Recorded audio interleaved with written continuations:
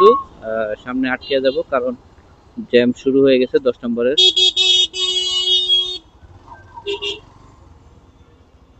না, হালকা খালি আছে। ওহো, আসসালামু আলাইকুম। কেমন আছেন আপনারা সবাই? আশা করি অনেক ভালো আছেন। আমি অনেক ভালো আছি আপনাদের দোয়ায়। সাভার ক্রস করতেছি। সাভারের রাস্তাটা মাশাআল্লাহ দিলে এত ভালো, যদিও সাসপেনশন ভালো বাইকের, সেজন্য বেশি একটা ঝাঁকি অনুভব করতেছি না, কিন্তু যতটুকু করতেছি ততটুকু বিরক্তিকর। এই রাস্তাটা আসলে কেমন যেন। আর আমাদের দেশে যারা রাস্তা তৈরি করে তারা এরকম পিচ কেন ব্যবহার করে, যেখানে চাইলে স্মুথ রাখা যায় সেটা স্মুথ না রেখে সেখানে এরকম এবড়ো থেবড়ো করে কেন দেয়? শুধু বড় গাড়ির গ্রিপের কথা চিন্তা করে, আমাদের ছোট গাড়ির গ্রিপের কথা কি চিন্তা করা উচিত না? এরকম পিচের কারণে আমাদের টায়ারের ক্ষতি হয় বেশি, টায়ারের স্থায়িত্ব কমে যায়, আর বাইক স্কিড করার মতো তো একটা প্রবণতা থাকেই। ট্রাক আর বাসের কথা ভাবলেই হবে? আমাদের কথা তো ভাবতে হবে, তাই না? ট্যাক্স তো আমরা কম দেই না। যেমন এই বাইকটা নেওয়ার জন্যই আমার 22,000 টাকা ট্যাক্স দিতে হয়েছে 10 বছরের কাগজের জন্য। 22,000 টাকা কম না। একজন আপনি 10 বছরে যদি 2 বছর করে করে দেন, তাও কিন্তু এরকমই দিচ্ছেন, আপনার কাছ থেকে এরকম টাকাটাই নেওয়া হচ্ছে, কিন্তু আমি ট্যাক্স দিয়ে লাভ কি হচ্ছে? আমাদের আমাদের নিরাপত্তার জন্য, বাইকের নিরাপত্তা বা গাড়ির নিরাপত্তার জন্য সড়কে কোনো দৃশ্যমান কাজ দেখা যায় না। আবার আমরা নিজেরাও সচেতন না, অনেক ক্ষেত্রে নিজেরা নিজেদের ক্ষতি করি, কি আর করার আছে। ঢাকা ঢোকার আগ পর্যন্ত জ্যাম তো নাই, কম কম বেশি, কিন্তু ঢাকা ঢোকার পরে তো জ্যাম পাইতে হবে। গাবতলীতে ভালো জ্যাম থাকবে নিশ্চিত, তারপর মিরপুর 1-এ জ্যাম থাকবে। ও, খুব ভালো একটা জ্যামের সামনে যাচ্ছি আমি। টেসলা, ইলন মাস্ক যদি বাংলাদেশে আসতো সে অবাক হয়ে যেত। তার টেসলা গাড়ির আগে এখানে টেসলার অটোরিকশা উৎপাদন হয়ে গেছে। একটা বদ অভ্যাস আমাদের বাংলাদেশের ড্রাইভারদের সবার আছে, শুধু সুন্দর মতো লেন চেঞ্জ করবে, কিন্তু কোনো ইন্ডিকেটর ব্যবহার করবে না। ইন্ডিকেটর কি? ইন্ডিকেটর হচ্ছে শুধুমাত্র আপনি যখন ডানে বামে যাবেন, কিন্তু লেন চেঞ্জের সময়ও যে ইন্ডিকেটর ব্যবহার করে সেই জিনিসটার আমার মনে হয় না কেউ, অনেকেই জানে।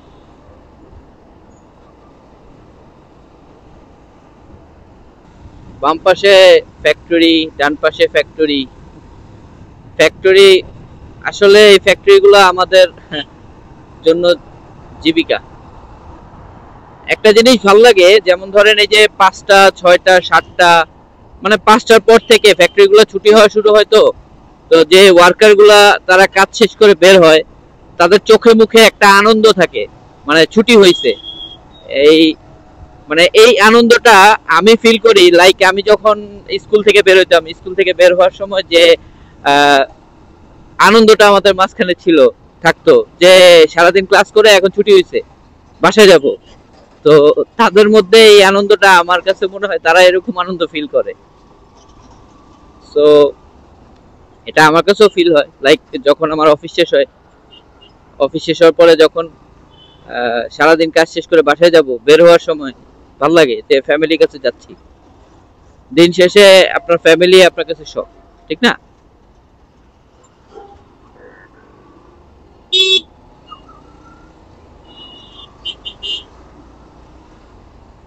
কেউ কাউকে ছাড় দেওয়ার মানসিকতা নাই। সবাই শুধু আগে যাবে,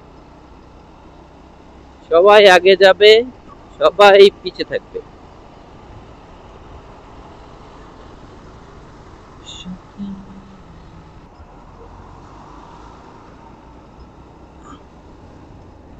Gulistan 24 kilo, Motijheel 23 kilo, Purbachal 40 kilo. Purbachal 40 kilo কেন? পূর্বাচলটা কি বেশি দূরে? 300 ফিট রাস্তাটা যাওয়া হয় না অনেক দিন। প্ল্যান করতেছি এই শুক্রবারে পূর্বাচল যাবো একদিন। শ্যামলী হচ্ছে 12 kilometre, Aminbazar 9 kilometre, Mohammadpur 15 kilometre. আমি মিরপুর যেতে চাইলে শর্টকাটে বিরুলিয়া রাস্তা দিয়ে যেতে পারতাম, কিন্তু ভিতরের রাস্তা তত একটা ভালো থাকে না, পাশাপাশি জ্যামও পড়ে, সেজন্য ওই রাস্তাটা দিয়ে আমি যাইনি।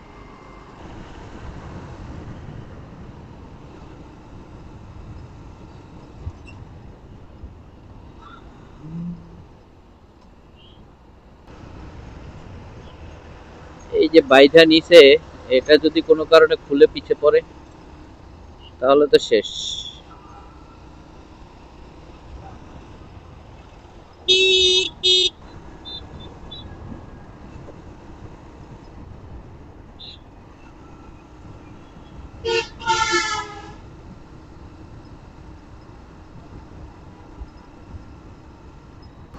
আজকে রাস্তায় মোটামুটি অনেক রাশ, তেমন কোনো খালি রাস্তায় পাওয়া যাচ্ছে না, প্রচুর গাড়ির চাপ।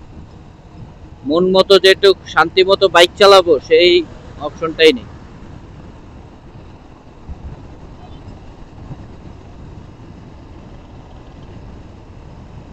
এই যে আবার মানে একটু জটলা ছাড়াই আসলাম, আবারও সেই জটলা শুরু। ভাইয়ের খুব তাড়া হয়তো, সেজন্য ভাই হর্ন দিয়ে বেরোয় গেল।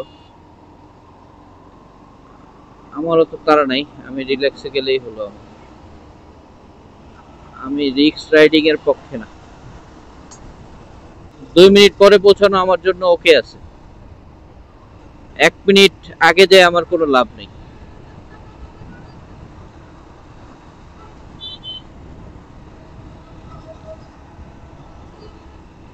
বাম পাশে হচ্ছে সে বিখ্যাত পাহাড়, যেই পাহাড়টা তৈরি করছে মানুষ, মানব সৃষ্ট পাহাড়। এই মানব সৃষ্ট পাহাড়টার পাশে দিয়ে গেলে সেই পরিমাণে একটা গন্ধ পাওয়া যায়।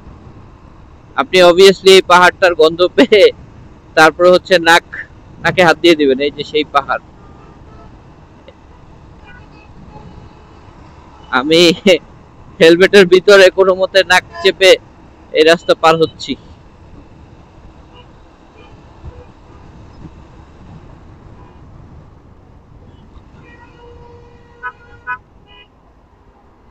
প্রাইভেট কার গুলা আপনার মাঝে মাঝে লুকিং গ্লাসে তাকাইলে নিজের কাছেই ভয় লাগে, মানে এত ক্লোজ আইসা থাকে। আপনার একটা এদিক থেকে ওদিক, মানে আপনি একটু অসতর্ক হলেই তারা আপনাকে লাগাই দিয়ে ফেলে দিবে। অ্যাকচুয়ালি আজকে রাস্তায় অনেক রাশ, পাশাপাশি এই রাশের মধ্যে চালানোটা একটু ডিফিকাল্ট। এই সময় আসলে ব্লগ করা টাফ হয়ে যায় বা ভিডিও নেওয়া টাফ হয়ে যায়। আমি ম্যাক্সিমাম টাইম একটু থেমে থেমে কথা বলতেছি, বিকজ অফ আমি রাস্তায় কনসেন্ট্রেশনটা বেশি দিচ্ছি।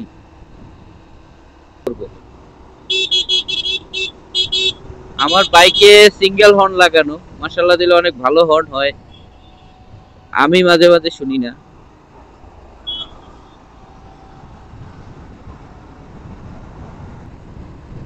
আকাশটাকে ভালোই লাগছে।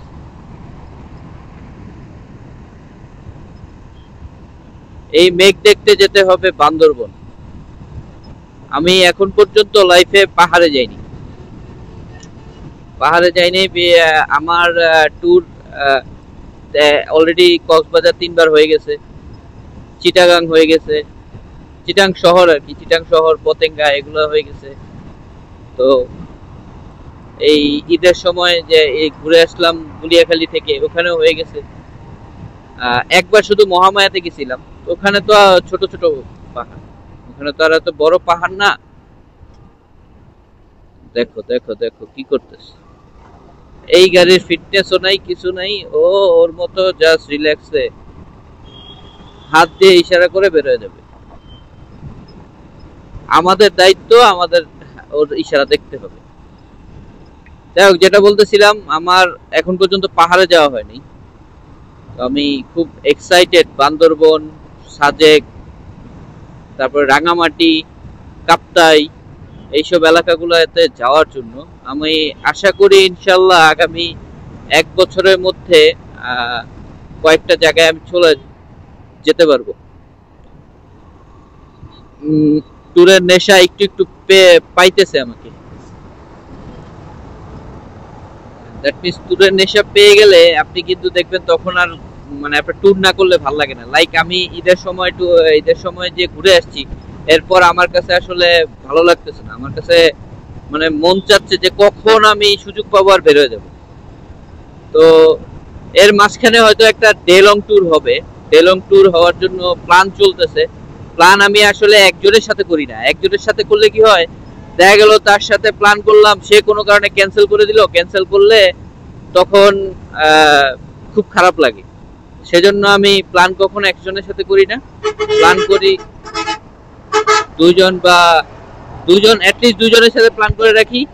যারটা আগে হয় তার সাথে যাই, তারপরেরটা তার সাথে করে ফেলি। তো প্ল্যান চলতেছে, দেখি কোথায় যাওয়া যায়।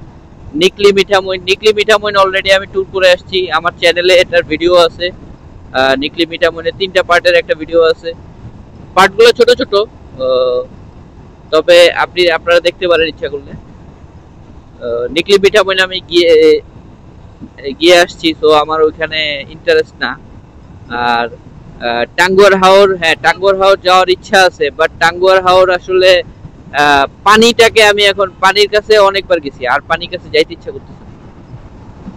সো সেজন্য ভাবতেছি যে পানি ছাড়া অন্য কোথাও যাওয়া যায় কিনা। কথা বলতে বলতে আলহামদুলিল্লাহ আমি অলরেডি গাবতলী এসে পড়ছি। বেশি সময় লাগে নাই বিকজ রাস্তা ভালো ছিল। লাস্টের আমিন বাজারের পর থেকে তো রাস্তা ভালো, বড় রাস্তা, পাশাপাশি স্মুথ রাস্তা। এর আগ পর্যন্ত রাস্তা খুবই খারাপ ছিল। খুবই খারাপ মিন্স হচ্ছে বাইকের জন্য খারাপ। মানে আপনি স্মুথলি রাইড করতেছেন কিন্তু বাইক শুধু লাফাইতেছে, সেই জিনিসগুলো বিরক্ত লাগে।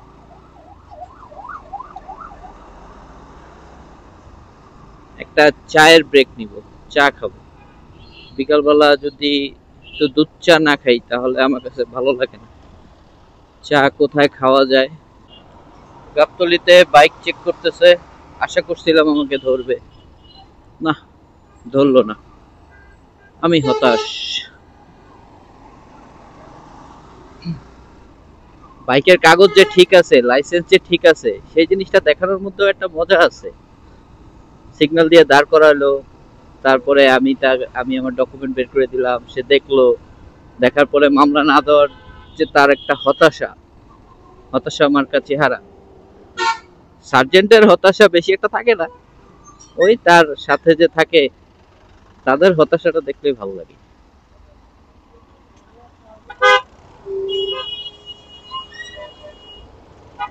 সিগন্যাল ছাড়ি করতেছে, ছাড়ছে আবার গাড়ি দাঁড়ায় আছে, আবার জ্যামে দাঁড়ায় আছি। সিগনালে জীবনটা শেষ। বামে ইন্ডিকেটর দিয়ে রাখি, বামে আস্তে আস্তে ঢুকতে হবে। মোটামুটি মিরপুরে ঢুকে গেলাম। মিরপুর 1 পার হচ্ছি। ও আমার বাসা তো হচ্ছে ভাসান টেক। সো আমি সোজা গেলে যে জ্যামটা পাবো, সেই জ্যামের কথা কল্পনা করলে আমার গায়ে জ্বর এসে পড়ে।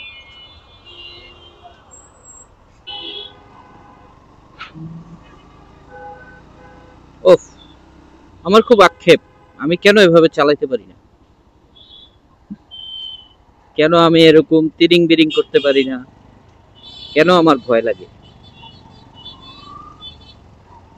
আমি কেন রেস খেলতে পারি না? প্লিজ আপনারা এই কথাগুলো শুনে আবার মন খারাপ করবেন না।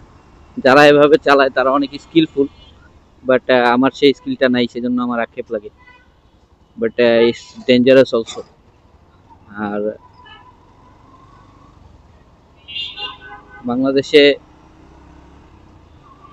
এরকম যারা ড্রাইভিং করে তাদেরকে আসলে কেউ ভালো চোখে দেখে না, ঠিক না? সো আপনি কেন নিজের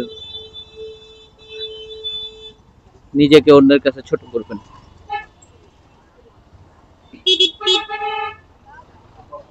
বেসিক্যালি ঢাকাতে বাইক চালানো মানে হচ্ছে গ্যাপ ধরা। যে যত ভালো গ্যাপ ধরতে পারে সে তত বেশি ভালো বাইক চালাতে পারে।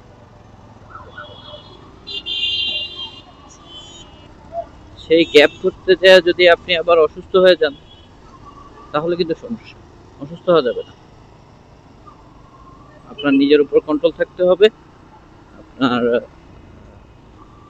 কোনটা ভুল, কোনটা সঠিক, কোনটা ডেঞ্জারাস সেটা আপনার বুঝতে হবে। সেই জিনিস যদি আপনি বুঝতে পারেন তাহলে আপনি ঢাকা শহরে বাইক চালায় ভালো ভালো মজা পাবেন।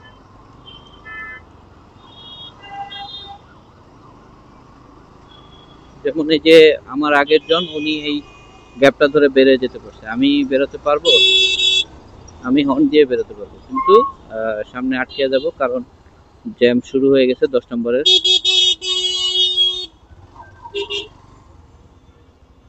না, হালকা খালি আছে। ওহো,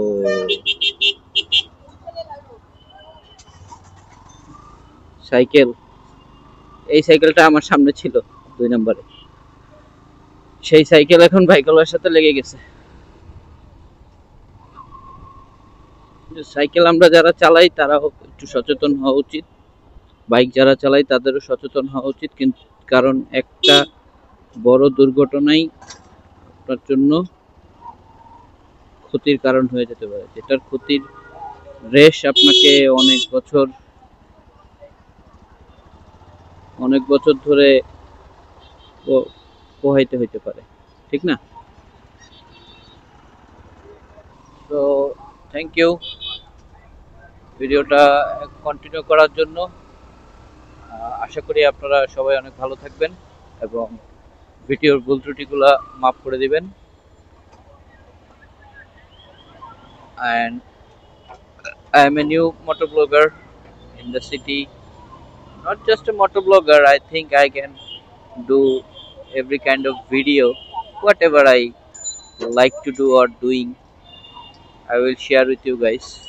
And I think that's it for today, and you will support me.